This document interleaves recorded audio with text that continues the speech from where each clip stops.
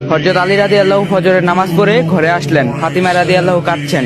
উনি জিজ্ঞাসা করলেন, ফাতিমা তুমি কাঁদছো কেন? ফাতিমা রাদিয়াল্লাহু আরো জোরে জোরে কাঁদতে লাগলেন। ফাতিমা বললেন, আলী, আজকে আব্বাজান নবীজি সাল্লাল্লাহু আলাইহি সাল্লাম আমার স্বপ্নে এসেছিলেন। তিনি বললেন, ও আমার ফাতিমা, আমি তোমাকে নিতে এসেছি। মা, আজকে তুমি রোজা রাখবে। সেহরি করবে আলীর দস্তরখানায়, ইফতারি করবে আব্বাজানের দস্তরখানায়। হযরত আলীর বুঝতে বাকি রইল না, আজকে ফাতিমা ইন্তিকাল করবে। ফাতিমা রাদিয়াল্লাহু জ্বরে ভুগছিলেন। বিকালে ওনার অবস্থান আরো অবনীত হলো। তিনি হযরত আলীকে লক্ষ্য করে বলছেন, হে আলী, আমি আপনাকে অনেক কষ্ট দিয়েছি, আপনি আমাকে মাফ করে দিয়েন। আমার মৃত্যুর পর আপনি বিয়ে করে নেন যাকে আপনার পছন্দ হয়। শুধু একটি অনুরোধ আমার, হাসান হোসেনকে সপ্তাহে একদিন আপনি কোলের মধ্যে নিয়ে ঘুমাবেন। ফাতিমা রাদিয়াল্লাহু মৃত্যুবরণ করলেন। মৃত্যুর পূর্বে তিনি বলে গেলেন, আমাকে রাতের বেলায় দাফন করবেন, মানুষ যাতে বুঝতে না পারে আমার কতটুকু সর্বস্ব ছিল এবং আমি কতটুকু লম্বা ছিলাম। এতে আমার পর্দা ভঙ্গ হবে। জানাজার পর যখন লাশ বহন করতে হবে, তখন হযরত আলী দেখলেন খাটিয়া বহনের জন্য আর একজন লোক দরকার। এমন সময় হযরত আবু যর গিফারি রাদিয়াল্লাহু আসলেন। আলী রাদিয়াল্লাহু আশ্চর্য হয়ে জিজ্ঞাসা করলেন, আপনি কিভাবে জানলেন? উনি বললেন, আল্লাহর হাবিব আমার স্বপ্নে এসে বলেছেন,